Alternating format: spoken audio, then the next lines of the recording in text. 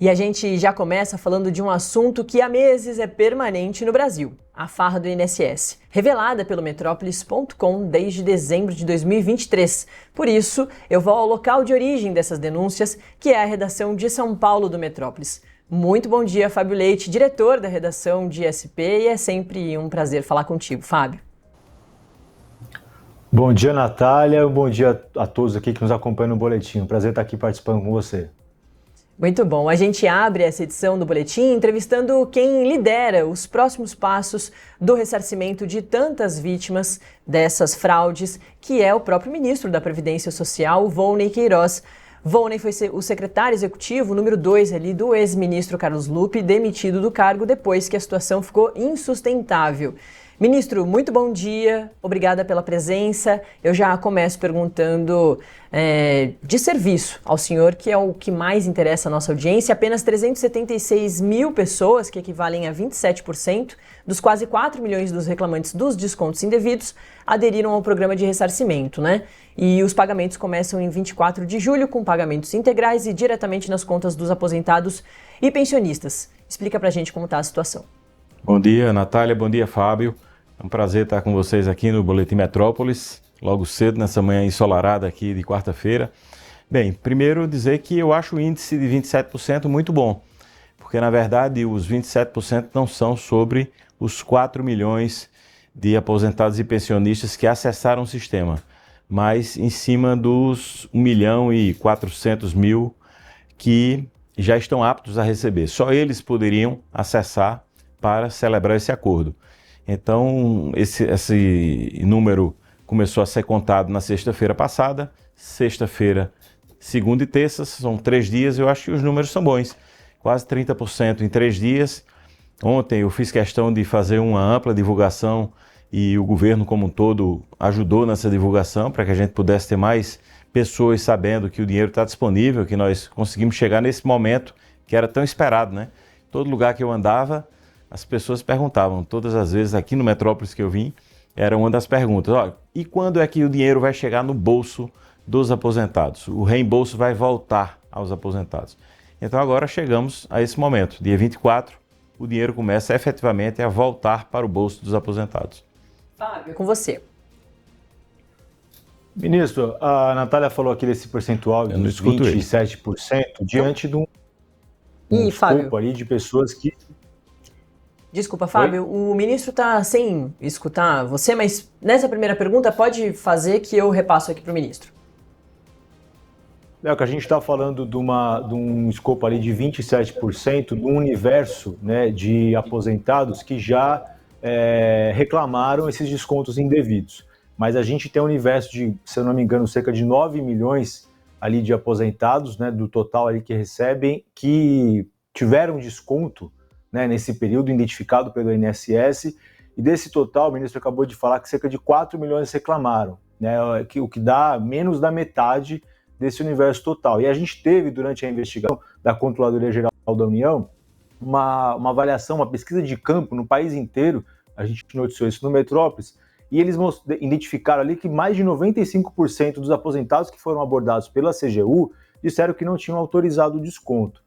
Então, assim, a gente tem, numa amostragem bem menor da CGU, 95% de aposentados disseram que os descontos não tinham sido autorizados. Agora, quando a gente vai atrás para pedir para os aposentados reclamarem, esse percentual de quem procurou, foi lá ou no aplicativo ou na própria agência, cai para 40%. Eu queria saber do ministro se, de fato, eles enxergam que ainda tem aposentados que sofreram descontos e que ainda não descobriram qual o canal, qual o caminho, né, para reclamar e poder receber esse dinheiro de volta e qual o plano para tentar localizar e fazer com que esse dinheiro seja pago a esse grupo de aposentados. Não, Fábio.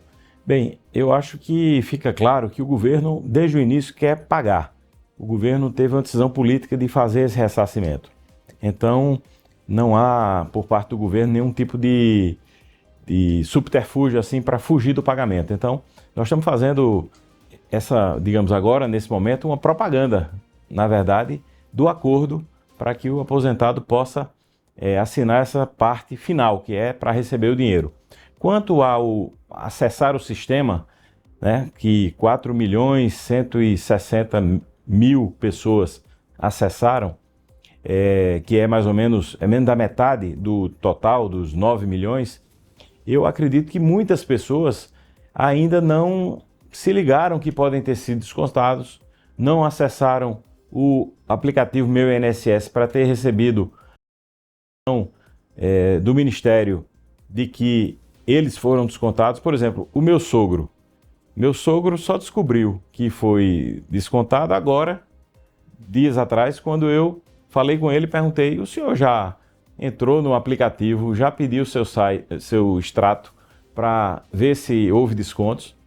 Ele não tinha feito isso. Aí quando foi lá, tinha sido descontado há um bom tempo de uma associação dessas, que eu acho que é a terceira mais rejeitada no ranking ali de repúdio dos aposentados, e um valor de R$ 82. Então, há por parte de um grande número de pessoas assim, um pouco de desligamento desse assunto.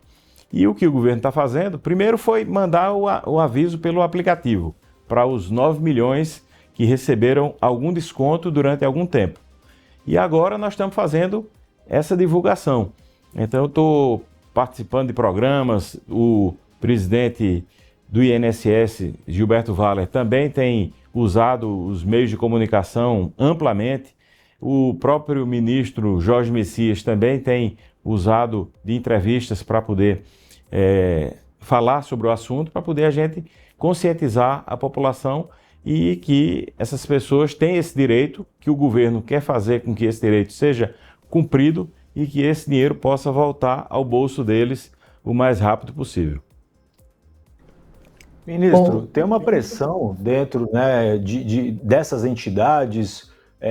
O senhor mesmo já disse numa oportunidade que a gente conversou que o senhor quer separar o joio do trigo, e de fato a nossa investigação aqui no Metrópolis mostrou que tiveram, nesse período todo aí da farra, né, dos descontos indevidos, entidades que foram criadas meramente para fraudar os aposentados, entidades que não existiam e foram criadas, e de um mês para o outro partiram de 3 filiados para mais de 500 mil filiados, né? Entidades que não prestavam nenhum serviço, e tem ao mesmo tempo, o senhor já falou isso em entrevistas, né, sindicatos que têm uma atuação histórica, estão há muito mais tempo, mas da mesma forma apresentaram um crescimento atípico nesse período da farra, um crescimento atípico do número de filiados.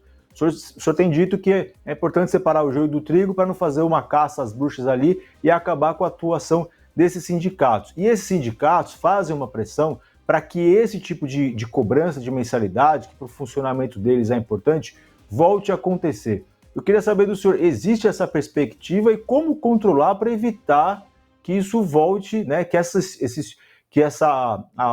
o retorno desse tipo de cobrança de mensalidade volte com brechas para as fraudes que a gente viu acontecer aí de uma forma massiva? Pois não, Fábio. Veja, primeira coisa que a gente tem que ter claro é o seguinte, que todas as associações, as 41, elas estão suspensas e estão sendo investigadas, né? Todas elas. Os acordos de cooperação técnica, que são aqueles conhecidos como ACTs, também estão todos suspensos. Então, depois que finalizarem as investigações e também finalizarem os trabalhos da CPMI, nós poderemos ter uma visão mais nítida de quais são as entidades que são aquelas que você citou aí, puramente picaretas, que são entidades criadas para fraudar, e quais são aquelas entidades idôneas, que efetivamente fazem um trabalho em defesa dos aposentados, têm serviços prestados, têm funcionários, têm sede, tem o que mostrar e tem os cadastros desses associados. Nós esperamos que depois que tudo acabar, que a gente possa ter quais são essas idôneas, para a gente afastar definitivamente as entidades e as pessoas ligadas a elas do serviço público, de qualquer aproximação com o INSS, com o Ministério da Previdência. E então vamos discutir transparentemente com a sociedade, com o parlamento, e o governo vai decidir isso, não serei eu que vou resolver sozinho, se institui novamente a cobrança do desconto associativo através da folha de pagamento. Lembrando que esse desconto associativo ele foi estabelecido pelo Congresso Nacional através de uma lei em 1991. As primeiras associações ali no início da década de 90 começaram a trabalhar e isso foi bem, assim, sem problemas, até 2017, 2018. Ali começaram a haver denúncias pontuais. Em 2019 já houve algumas denúncias, em 2020 já tem uma denúncia muito clara já de um servidor que denuncia uma determinada categoria digamos assim, de desconto absolutamente não autorizado e em larga escala. E aquilo foi investigado ali naquele momento e depois aquela investigação não deu em nada, então mostra que ali entre 2019 e 2022 algumas associações elas penetraram no INSS, elas se implantaram e criaram raízes no INSS e começaram a ter mais poder lá dentro, né? Começaram a ter influência lá dentro e desligaram os alarmes, né, que fizeram com que esse aumento exponencial se desse em 23 e 24. Então é preciso a gente entender essa linha do tempo para a gente compreender como as coisas aconteceram. Porque só houve o crescimento absolutamente desproporcional e gigantesco em 2024 porque alarmes que existem dentro do INSS estavam desligados naquele período entre 19 e 22, quando elas se apropriaram ali do poder público, ali entraram no INSS. Ministro, eu ia comentar justamente desse finalzinho aí da sua fala, de que na semana passada, lá em São Paulo, né, onde está o Fábio Leite, no 20º Congresso da ABRAGE, a Associação Brasileira de Jornalismo Investigativo, o senhor comentou justamente isso, que sim, começaram em 2019, mas que no início do governo Lula teve um aumento, porque de 2023 a 2024 esses alarmes foram desligados. Como que a população pode ficar tranquila de que isso não vai voltar a acontecer e de que agora os órgãos estão atentos e que a fiscalização vai ser muito mais rigorosa? Ah, sim. E essa era a segunda pergunta do Fábio que eu não respondi. É justamente o que é que está sendo feito para que isso não volte a acontecer. Então, veja, eu creio que se esses descontos associativos voltarem a ser feitos, primeiro vão ser com essas associações que já foram consideradas idôneas. Depois, nós temos um mecanismo, por exemplo, de biometria, que pode ser feito, como é feito no consignado. Nós podemos fazer a revalidação anual, que foi uma coisa que foi retirada pelo Congresso, mas que pode voltar a ser anual. Ou seja, o que é isso, né? Vou explicar um pouco melhor para quem não tem o hábito desse assunto. Então, o aposentado ele faz a filiação a um determinado sindicato, a uma determinada associação, mas um ano depois ele precisa voltar a ela e refazer e assinar novamente dizendo que quer ficar mais um ano. Então isso não acontecia. Se um aposentado aderisse a uma associação, ele ficava com aquela adesão valendo anos e às vezes sendo descontado sem saber, porque os valores eram pequenos, digamos assim, considerando o volume do benefício, em alguns lugares era R$40, R$38, R$45. Então o aposentado até pensava que era alguma taxa do INSS, que era alguma coisa, e o aposentado, ele normalmente, isso agora é que a gente está tendo mais claro, ele não confere o extrato, ele saca o que tem na conta, porque ele confia no INSS, ele sabe que o que sai ali na boca do caixa, o que tem à disposição dele é o que ele realmente merece, é o dinheiro que ele tem direito. Então isso fez com que esses mecanismos de controle, eles falharam e agora todos eles vão ser revistos. Inclusive, se o desconto associativo em folha continuar sendo feito e isso tem o INSS como interveniente, ele não é parte direta porque é uma associação junto com o aposentado. Apenas o INSS faz o desconto através da DataPrev do INSS. Então, que o INSS também faça algum tipo de fiscalização do tipo de trabalho das entidades. Porque se minimamente isso tivesse sido feito, se teria descoberto que tem essas associações que não têm sede, que não têm funcionários, que não tem um endereço fixo, aliás, os endereços são meramente para receber correspondência, que os sócios são, em alguns casos, laranjas. Então, teria se descoberto isso. E outro ponto importante para que isso não volte a acontecer é que haja o batimento dos filiados ou da lista que uma associação manda para o INSS. O INSS nunca, na história, assim, desde que foi instituído esse desconto em folha, em 91, o INSS nunca conferiu o dado que era enviado da associação para ele. Então ele tomava como verdade essa lista das associações. Enquanto isso rodou bem, tudo bem, até que um dia alguém percebeu que não havia essa conferência e aí começou a colocar pessoas que não estavam autorizadas. E depois foram adiante, né, que é o que o Fábio falou. E aí criaram empresas e associações só para isso, só para botar gente sem autorização, porque recebia o dinheiro assim, em quantidade gigantesca, né, porque eram milhares de aposentados incluídos como sócios, sem autorizar e descontando a cada mês. Você imagina, 600 mil aposentados descontando um valor de 40, 50 reais por mês, é um volume gigantesco de dinheiro. Então, e elas não tinham gasto com nada. Era um dinheiro que era só pegar e gastar. Ou então ocultar, né, como algumas fizeram. Mas eu acho que nós temos agora que rever todos esses critérios para apresentar, junto com as entidades idôneas, Fábio, a gente tem que apresentar um programa de integridade que garanta que isso não volte a acontecer. Porque sem esse programa e sem esses critérios, certamente nem o governo, nem o parlamento, nem a sociedade, nem a imprensa e nem o Metrópolis vão aceitar que esse tipo de desconto volte sem essas amarras e sem essas contenções.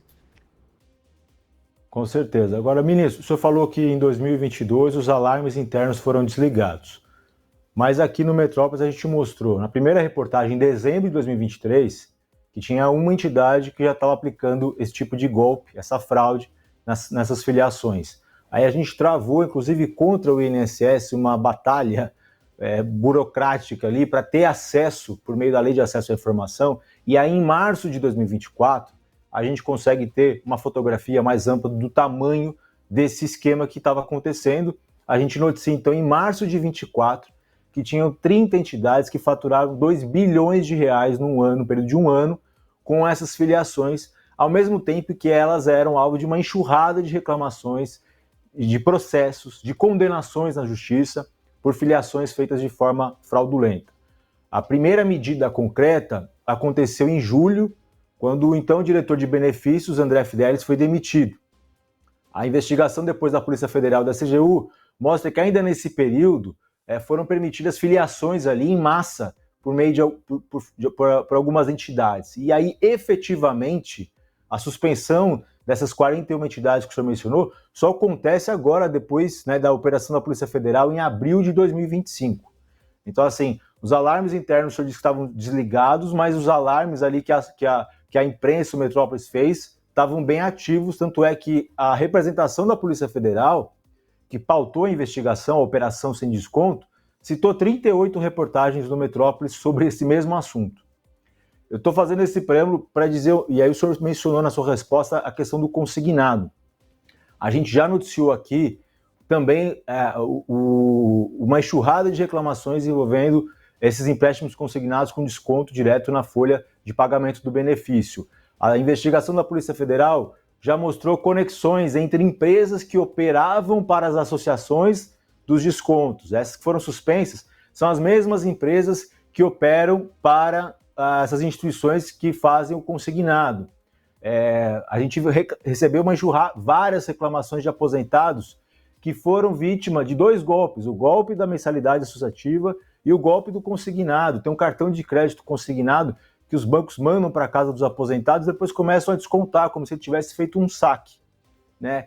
Ou seja, e agora, semana passada, ministro, não sei se o senhor viu, a gente noticiou que o careca do INSS, apontado ali como um dos principais operadores dessa farra dos descontos, montou uma nova empresa de call center para operar com crédito consignado. Então, eu queria... e o senhor mencionou agora na sua resposta do consignado, com os mesmos problemas e conexões com esse esquema dos descontos, né? O que o Ministério está fazendo para coibir e para ver esses mesmos indícios no que diz respeito aos consignados? Que, aliás, só para finalizar, a gente noticiou, são pelo menos 90 bancos que têm autorização, os mesmos acordos com o INSS, para operar esse tipo de operação aí, de consignado com desconto em folha.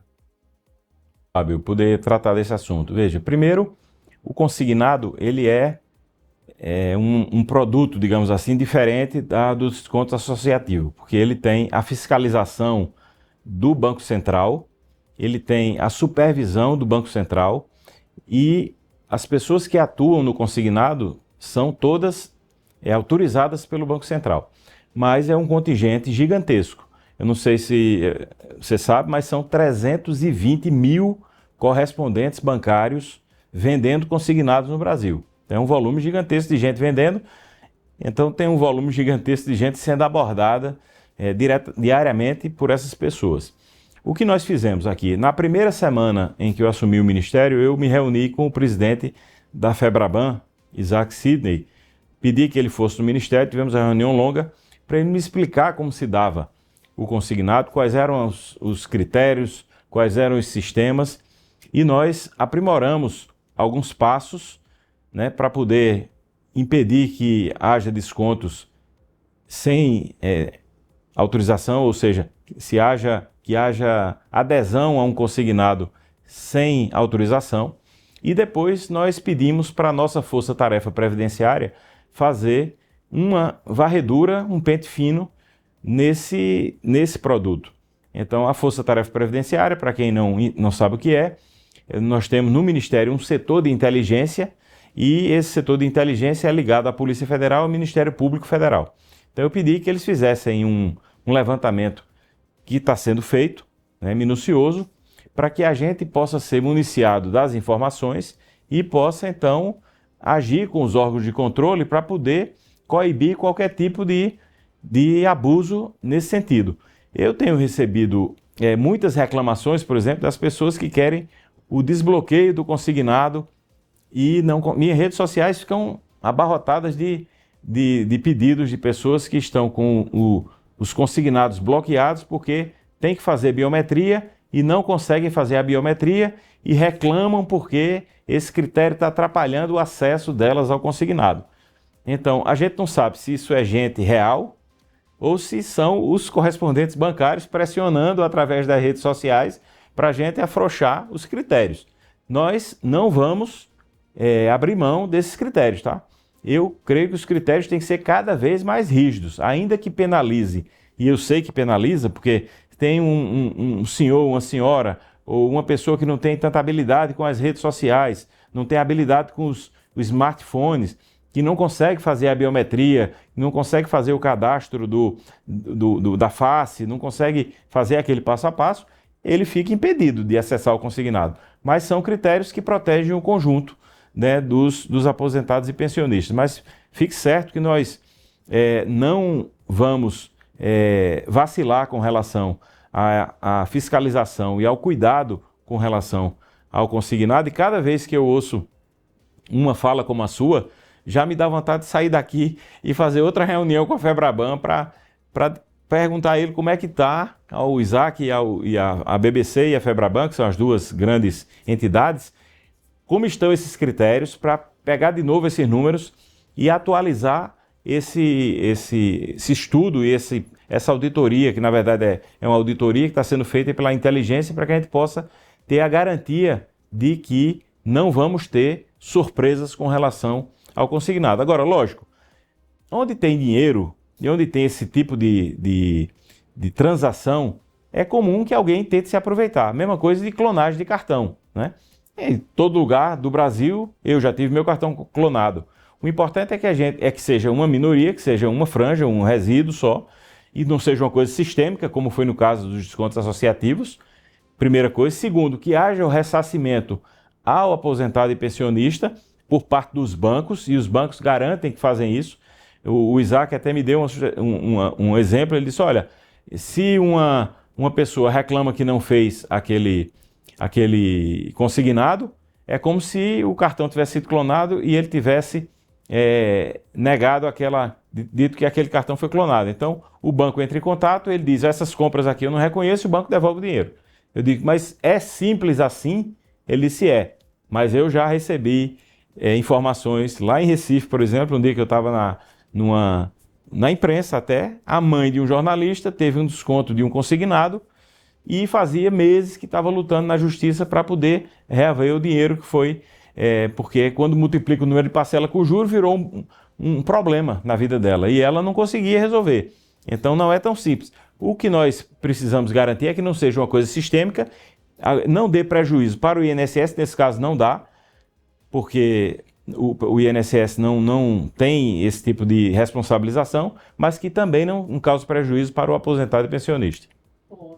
Sei que o senhor está com a agenda apertada, a gente vai ter que liberar o senhor, mas para encerrar então com mais serviço, a gente tem falado o tempo todo aqui, né, disso, porque a população quer saber da investigação, é claro, da penalização dessas pessoas que, enfim, prejudicaram milhões, né? É isso, os dados mostram que 4 milhões já reclamaram e não reconheceram esses descontos. Então, terminar com esse serviço importante, as pessoas têm uma data, um prazo final para fazerem esse pedido do ressarcimento ou não, elas podem fazer isso pelo Meu INSS, também pelos Correios, caso a pessoa tenha dificuldade de acessar a internet, ter ali um celular disponível. E é isso, e pagamentos a partir de 24 de julho, né? Só reforça essas últimas informações. E foi fundamentalmente para isso que eu vim aqui, para alertar os aposentados e pensionistas que o governo quer pagar, que aqueles que fizeram o primeiro passo, que foi entrar no aplicativo, acessar os canais e já estão aptos a receber, que são cerca de 1.400.000 pessoas, que esse dinheiro já está disponível para elas, mas elas precisam aderir a esse acordo, elas precisam dar um aceite nesse acordo. E quem aderir primeiro, recebe primeiro. Portanto, as pessoas que forem à agência dos Correios ou ao aplicativo Meu INSS hoje, agora, elas, por certo, serão uma das primeiras a receber o dinheiro de volta e o dinheiro começa a ser pago no dia 24 de julho, semana que vem. Agora, foi consensuado com o Supremo Tribunal Federal, no acordo que nós fizemos de conciliação, que o prazo final para que qualquer aposentado entre em contato será o dia 14 de novembro. 14 de novembro é o prazo final, mas eu acredito que a gente não queira que os aposentados esperem até o dia 14 para iniciar o processo, que eles comecem agora, os que não começaram e os que já começaram, que têm dinheiro disponível, que não percam mais nem um minuto. Ontem eu gravei nas redes sociais dizendo isso, olha, não percam mais nem um minuto. O governo do presidente Lula foi ágil para conseguir devolver esse dinheiro, para colocar esse dinheiro à disposição. Foi feito um pacto nacional em defesa dos aposentados, com a participação do Supremo, da Defensoria Pública, do Ministério Público Federal, da Advocacia Geral da União, da OAB, do Ministério da Previdência, para conseguir construir esse acordo com o Supremo, que possibilitou, então, o crédito extraordinário no Congresso, um MP, e agora o dinheiro está disponível. Portanto, vão até as agências dos Correios, vão até o aplicativo Meu INSS e mais um alerta. O INSS ele não manda e-mail, o INSS não telefona, o INSS não manda o WhatsApp. Então, procure só os canais oficiais para não cair em outro golpe. Tá certo. Muito obrigada, viu, ministro? Obrigado a você, Fábio. A gente conversou aqui com o ministro da Previdência Social, Volney Queiroz, exatamente sobre esses pagamentos do ressarcimento dessas, por enquanto, 4 milhões de pessoas que reclamaram, mas assim como o ministro bem pontuou, as que aderiram ao ressarcimento são 1.300.000 pessoas, quase 1.400.000 pessoas. Então, faça o seu pedido de ressarcimento, tem que aderir ali no Meu INSS, o aplicativo, ou também ir aos Correios.